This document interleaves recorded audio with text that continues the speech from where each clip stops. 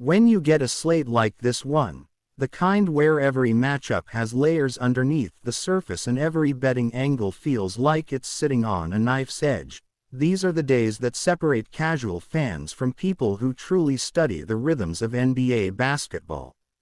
And stepping into this breakdown, the first thing that jumps out is just how many moving parts surround these games: injuries, fatigue spots, roster uncertainty, and matchups that shift dramatically depending on who actually touches the floor. That's exactly where the value shows up, and that's exactly the lens we're using today. Now, as always, before we start, it's worth reminding everyone that supporting the channel keeps these daily breakdowns coming. Less than 25% of you watching are actually subscribed.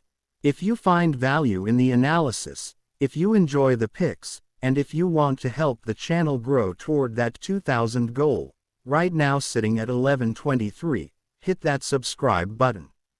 It takes 1 second and helps in a huge way. The opening matchup is Celtics versus Timberwolves, and the play here is Minnesota minus 7.5 at home along with the over 226.5.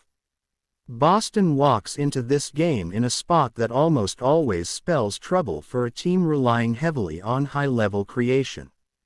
Brown, White, and Cater are all listed as questionable, and with Tatum already ruled out, the margin for error essentially disappears. If both Brown and White are unable to go, everything collapses onto Pritchard as the focal point, and expecting him to carry an offense for 4 quarters against one of the league's most physical front lines is asking for an outcome that's simply not sustainable. The interior rotation becomes even more problematic because that leaves Boston relying heavily on Luka Garza, and Minnesota has seen him up close, every day in practice during his time with the organization. When a team knows your tendencies, your moves, your strengths, and your counters as intimately as this Minnesota roster knows Garza, it's hard to find any advantage there. Even though Minnesota is coming off 3 straight road losses, the return home brings a different level of urgency.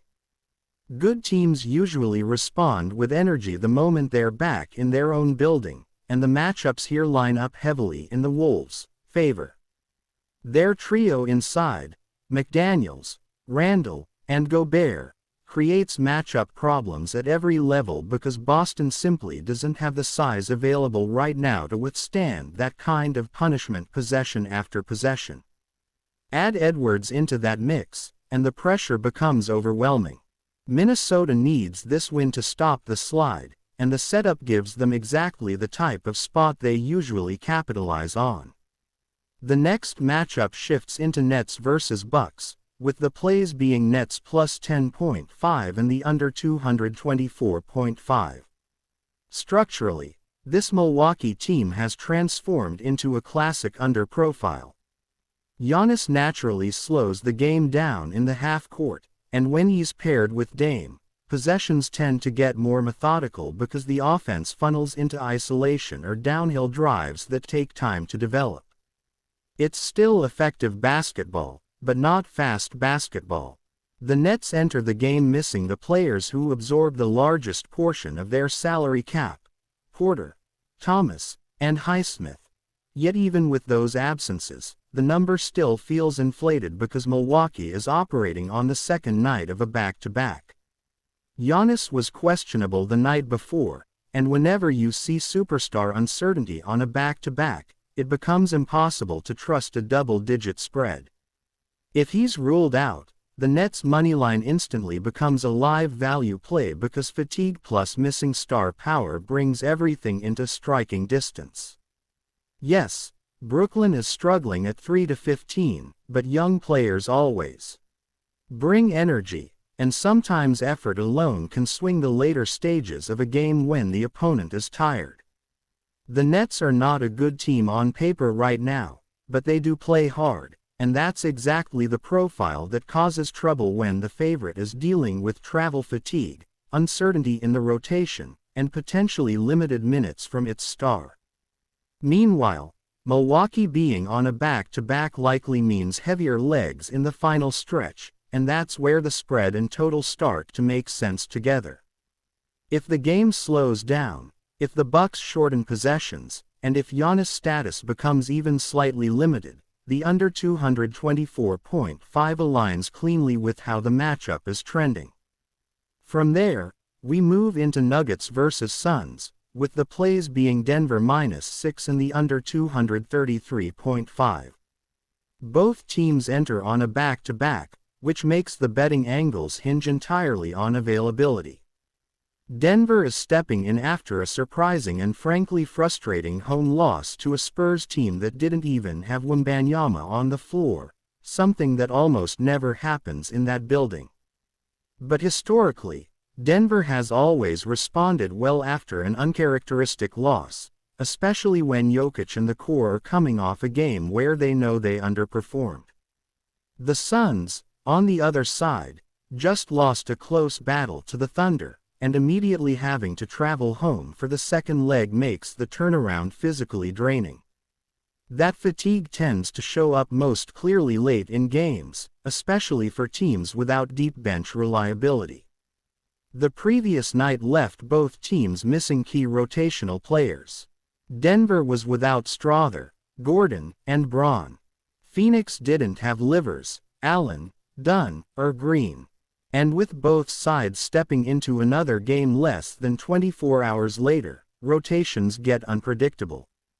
Minutes tighten, benches shorten, and coaches lean on set plays rather than free-flowing offense, which is where the under makes sense. The scheduling spot favors Denver's consistency, structure, and interior stability. With both teams on short rest, the likelihood of a lower-tempo game rises, making the under 233.5 the logical complement to Denver's bounce-back position. The last matchup on the slate is Pistons versus Heat, with Heat -3 and the over being the plays. The Pistons have been called fraudulent all season, and now the cracks are showing as they enter their first losing streak. They've dropped back-to-back games to the Celtics and Magic, two teams that, in their current states, aren't anywhere near Miami's level. And now Detroit walks into a brutal scheduling spot. Third game in 4 nights, a back-to-back, a physical game the night before, plus travel added on top of it. Their starters, Cunningham, Robinson, Thompson, Harris, and Duran, continue to carry heavy minutes, and that kind of load almost always catches up on the second leg of a tight schedule. Miami sits at 13-6 with a 6-game winning streak, playing some of their most cohesive basketball of the season. Hero is back in the lineup, the offense looks settled, and the chemistry is building. Even though Wiggins, Powell, and Jamie Jaquez are questionable, Miami still maintains a clear depth advantage. Detroit's spot screams exhaustion, Miami's spot screams momentum. With everything pointing toward the Heat controlling the pace and bringing steadier execution, laying the 3 makes sense, and backing the over aligns with Miami's flow and Detroit's tendency to give up scoring bursts once fatigue hits. No player prop today. The recent streak of misses makes taking a reset the smartest long-term move. The edges return Sunday once the board stabilizes. And that wraps up today's breakdown. If you're locked into the numbers, the matchups, the injury edges, and the real angles behind every spread and total, make sure you stay tapped in with us here on Beyond the Box Score. Drop a like, hit subscribe, turn on notifications, and keep riding with the channel that breaks games down the way sharp bettors actually see them, with context, with detail, and with respect for the truth in the numbers. I appreciate every single one of you for tuning in, and I'll catch you in the next one. Let's crush the board today.